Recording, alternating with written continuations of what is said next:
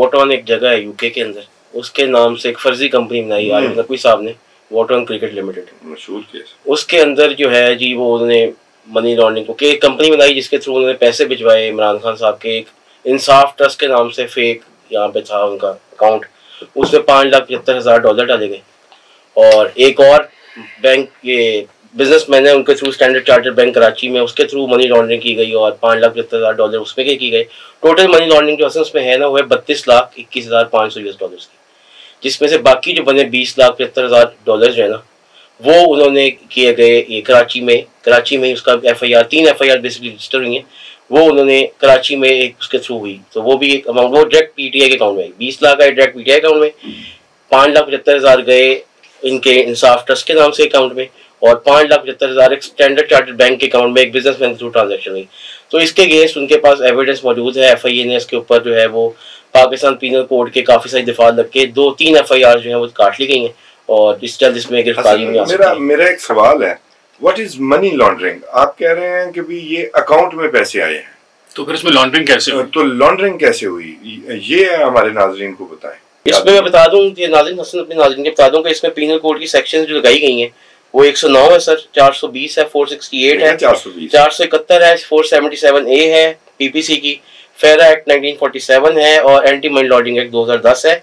और ये अब उन्होंने स्टैब्लिश कर दिया कि प्रीडिकेट ऑफेंस जो है वो हो गया है और इसके तहत AML में एंटी मनी लॉन्ड्रिंग में 3 FIR दर्ज हो गई है। तो ये अभी with the passage of time जब भी अच्छा ये वो फॉरेन फंडिंग वाला केस का पार्ट है ना, उसी का पार्ट है, उसी जहां पे इमरान खान साहब की पार्टी के ऊपर फॉरेन फंडिंग के केस है, उसी केस में 32,21,500 ये असल में आरिफ नकवी साहब जो अबराज वाले थे उन्होंने जो वुटन 65 में उनकी क्रिकेट वाला क्लब बनाया हुआ था उसका है ना। मैं अर्ज करूं, ये हम अभी निजाम इंसाफ की बात कर रहे थे ना, तो आरिफ नकवी जो है वो अमेरिका के हवाले हो गया? नहीं, अभी वो बरतानिया में अभी एक्सट्रैडिशन के खिलाफ जंग लड़ रहे हैं। इमरान खान अमेरिका नहीं जा सकेंगे जब वो अमेरिका के हवाले हो गया, तो आज जब ऑब्वियसली वहां नहीं है साथ, और वहां पे आप अपने शौकत खानम के लिए और PTI के लिए फिर फंडिंग भी नहीं मांग सकेंगे, डोनेशंस भी नहीं मांग, आप बैन हो जाएंगे, और इवन आप UK में भी बैन हो जाएंगे। इमरान खान ऐसे नहीं थे उसके मामले में सीरियस, बड़े सीरियस कॉन्सिक्वेंसेस होंगे। अच्छा, उसमें एक छोटी सी बात में और भी, ये किसी वक्त में तहकीक होती रही इस खबर के बारे में, लेकिन ये अभी ऑथेंटिकेट आज तक नहीं हुई, लेकिन उसमें यह है कि 4 ऑर्गेनाइजेशंस अमेरिका में रजिस्टर्ड हैं, IK cancer foundation, Imran Khan cancer foundation, Shaukat Khanum cancer foundation और SK कैंसर फाउंडेशन, यानी कि वो आइडेंटिकल नेम्स रखे गए हैं।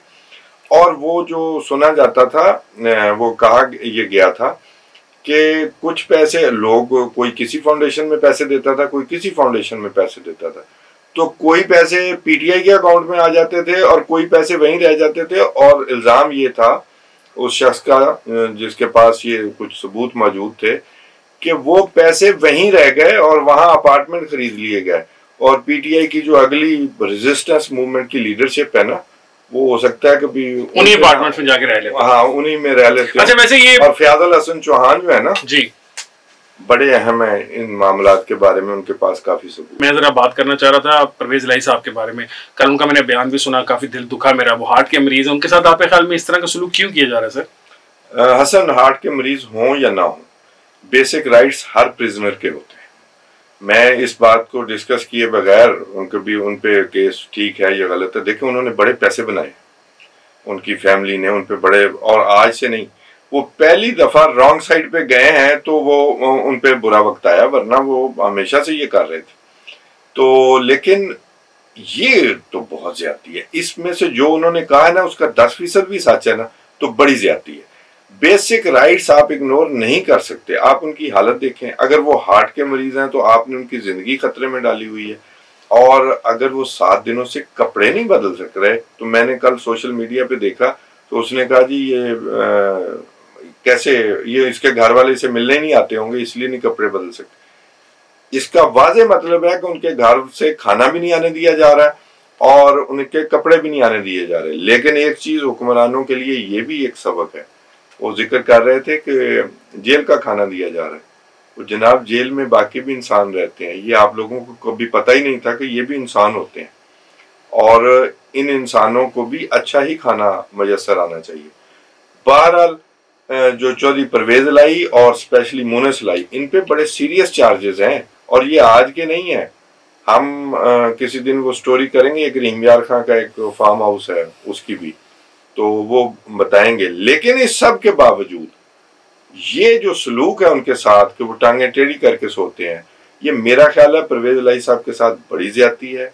वो चाहे वो 20 साल के भी नौजवान होते तब भी उनके बेसिक राइट्स के, ह्यूमन राइट्स के खिलाफ है। तो वो तो बुजुर्ग भी हैं और बीमार भी हैं। लेकिन इमरान खान को बहरहाल पूरा डराया जा रहा है और इमरान खान सही तवक्को लगाए बैठा है कि ये मेरे साथ इसी तरह का सलूक होगा।